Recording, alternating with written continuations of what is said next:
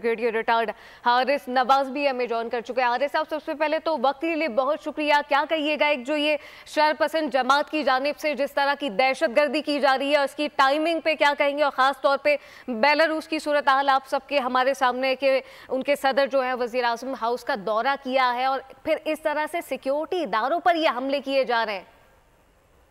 ये एक बहुत ही बुज़दिलाना होता है। आई वुड से ये तो दहशतगर्दी कार्रवाई है जिसमें रेंजर के 4 और पुलिस के 2 एहलकार शहीद कर दिए, उसके 5 जवान शरीर से जख्मी भी हुए हैं और वो उस वक्त बड़ी क्रिटिकल कंडीशन में है।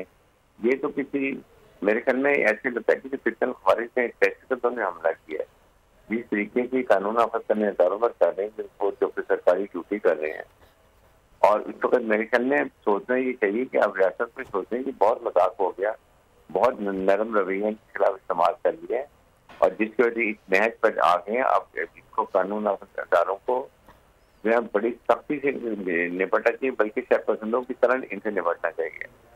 और इसके बाद मेरे ख्याल में इस अभी साहब ने जैसे कि प्राइवेट के पाबंदी लगानी चाहिए ताकि इनका कंट्रोल किया जाए। इनके लीडर जिस तरह एक्सप्लॉइट कर रहे हैं, बुशरा बीवी जिस तरीके से बच्चों को एक्सप्लॉइट कर रही है, चाल दिला रही है, ये अनएक्सेप्टेबल है और ये मेरे ख्याल में इसको किसी हालत में बर्दाश्त नहीं करना चाहिए और कानून नाफिज इदारों को अब सख्ती से करना चाहिए। यहाँ तक कि उनको ऑर्डर भी मिल गए कि आप गोली भी चला सकते हैं अगर आप देखते हैं कि इंतहा से ज्यादा गुजारती कर रहे हैं। पॉलिटिकल लीडर्स को बच्चों को फायर ईंधन के तौर पर इस्तेमाल नहीं करना चाहिए। It is very dangerous. इसलिए मेरे ख्याल में कि अगर 9 मई के वाक़े के बारे में अगर अभी तक मिलिट्री कोर्ट से फैसले कर कुछ टाइम मिल गई होती तो आज जैसी हरकतें ना कर रहे होते। ये सबसे बात समझने की है। बिल्कुल हारिस साहब, ये जो आपने बड़ी अहम अमर इस वक्त डिस्कस की है, लेकिन एक सूरत हाल हमने देखी। 9 मई का वाक़या हुआ, ठीक है, सबने देखा, लेकिन जो अवाम के जहनों पर जो एक पट्टी बांधने की कोशिश की गई इस मखसूस सियासी जमात की जानिब से, तहरीक इंसाफ की जानिब से, कि कोई जमहूरियत पसंद अमन पसंद जमात है, और अब इस टाइमिंग पर जो ये सिचुएशन हो रही है, जो सिक्योरिटी इदारों पर हमले किए जा रहे हैं, अब वो पट्टी यकीनी तौर पर खुल जानी चाहिए वो जहनों से। वो आम जहन जो आम लोग हैं जो समझ नहीं पाते इनकी मक्कारी और इनकी चालाकी जो सियासी जमात ये कर रही है, दहशतगर्दी कर रही है।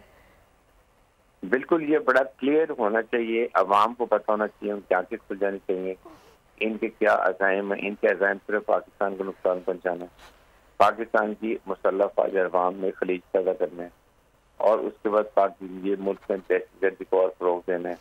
जिस तरीके से ये जैसे फिर रहे हैं और शरारतबाजी कर रहे हैं और जिस तरह रेंजर्स से एक गाड़ी चला दी, ये कोई नॉर्मल पॉलिटिकल पार्टी के कारकुन वैसे नहीं कर सकते।